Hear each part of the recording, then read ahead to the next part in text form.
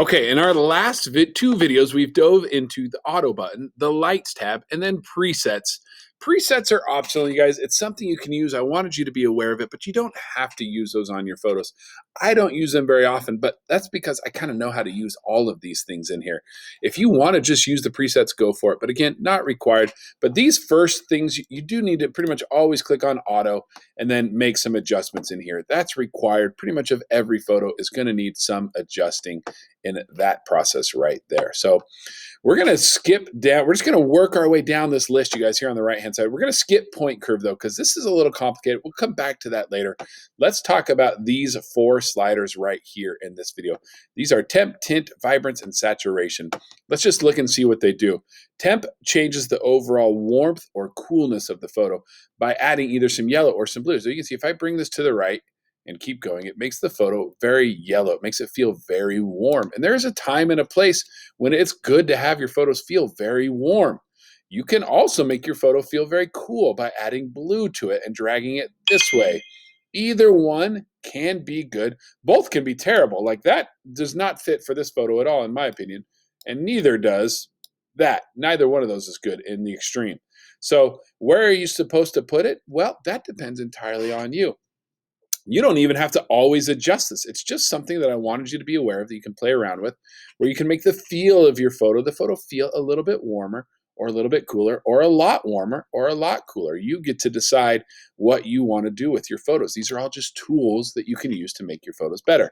I personally was here. I took this photo and it was a pretty cool day. So I kind of want that cold feeling to happen in this photo. So I'm going to add a little bit of blue to it just to give just a little bit of a cold feeling there. The next one is our tint slider, and this adds some magenta or some green. And again, which is the right one? I don't even know. In this case, I don't have any idea which one I'm going to like better, so I'm just going to try adding some magenta or purple and then adding some green. And one of the things I like to do, one of my little tricks, you guys, I just go back and forth, and I start with big, big movements going back and forth. Then I start slowly making it smaller and smaller. And I don't even look at this number in this window over, or this slider over here. I'm only looking at the photo and just kind of stopping when I like it. And I kind of like that right there. So then I'll check to see and be like, oh, I added a little bit of purple or magenta. Cool. So again, do you have to use these on every single photo? No, it's just a tool, an option for you. How about these two sliders, Vibrance and Saturation? Let me show you Saturation first. Saturation takes the color of everything in the photo and makes it more colorful. So you can see it made the brown and gray and the rock more brown and gray. It made the water more blue. It changed the color of everything. And sometimes that's a good thing. Sometimes boosting the color of everything is awesome, especially in a scene like this one. I don't mind cranking up the saturation at all. I think it actually looks kind of cool. I don't know that I would go that high, but boosting the overall saturation in this photo, I think actually looks pretty good. Vibrance takes things that are already colorful and makes them more colorful, but tries to keep things that are neutral, like gray or skin tones, things like that, and not enhance those. So watch what happens as I do the vibrance here.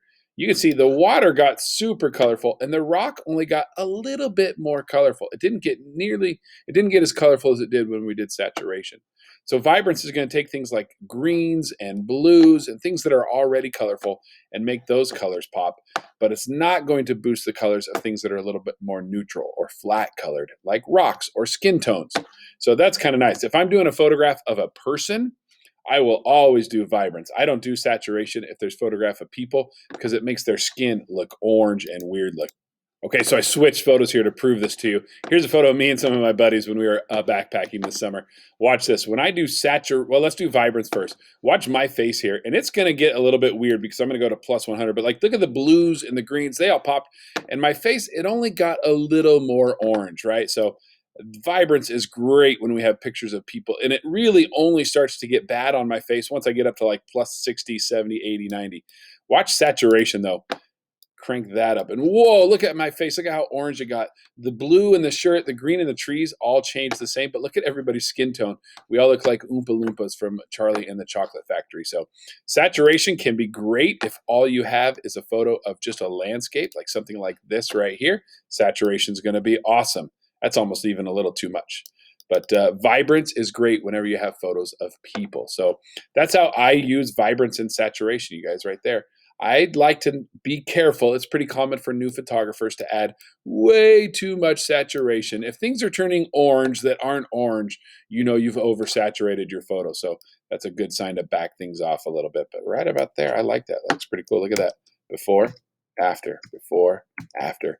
And good editing is subtle, you guys. It's not super noticeable. So keep it subtle when you're doing your editing and your photos will look better. So there you go. We made it through these 4 sliders and you're now experts in those things. You need to edit your 5 photos. You need to add temp, tint, vibrance, or saturation on your photos that you turn in for this assignment.